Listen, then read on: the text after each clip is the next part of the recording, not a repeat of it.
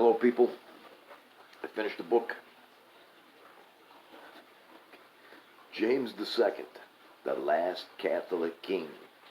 This is what happens when you order a book uh, from Amazon or something. You know, I don't order too many books. My wife was actually nice enough to say, "Hey, I'll order you a book, honey. I see you got a list there."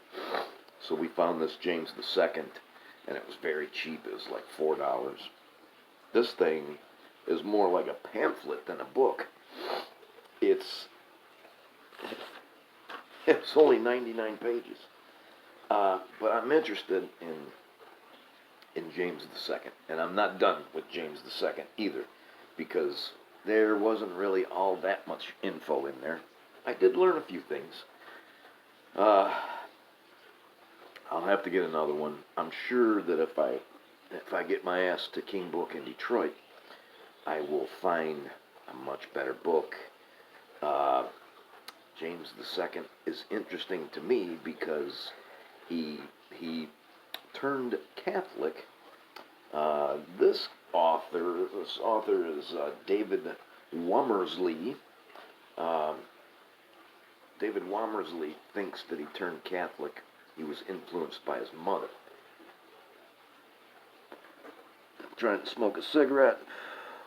I'm trying to drink coffee. I just got off of work, so I have a whole bunch of shit to do to get ready for work tomorrow.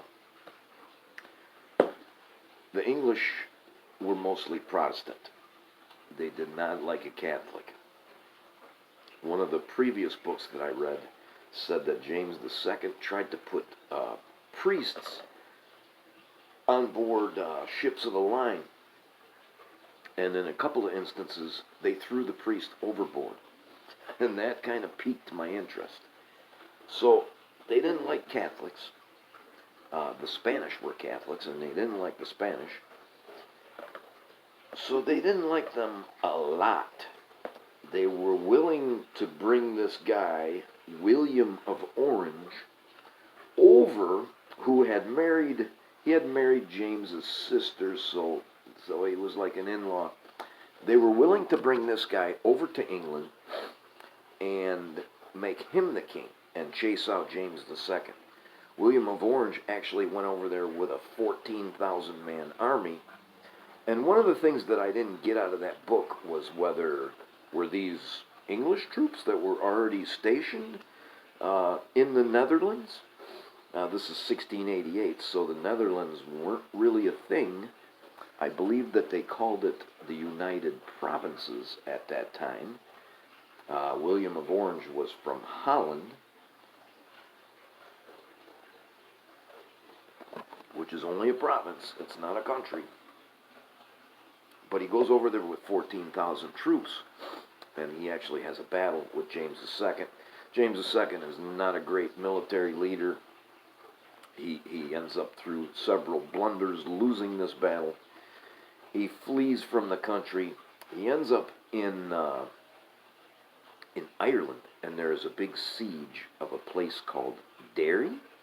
I didn't think it was Derry, and here they call it Derry. I'm going to have to get another one, and so I'm just getting started on James II, and I have one note here, and it's a complaint about the book. Middle of page 14, and this is something that I run into over and over. Why historians do this? Okay. They're talking about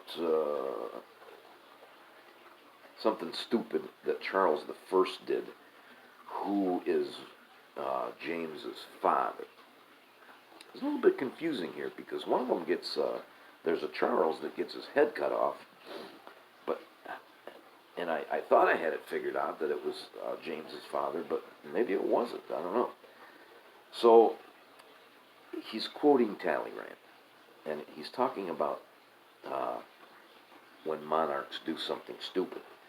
What Talleyrand would later brilliantly say of another ejected royal house, the Bourbons, and then Talleyrand's quote is in French, and I can't read French. and he never, the author does not give me the translation. This book is written in English. Why isn't that quote also written in English? That bugs me. I'm sure that I could probably type that into Google and get it translated. And whatever he says, Talleyrand, the author says, might be applied with equal accuracy to James II. So, you know, Talleyrand had some great quotes, and I would love to know what that one is. I'm probably going to do another video tomorrow or maybe the next day because I got like 9 pages to go on another book. And I was reading 2 books at one time for a little while there. As always, thank you for watching.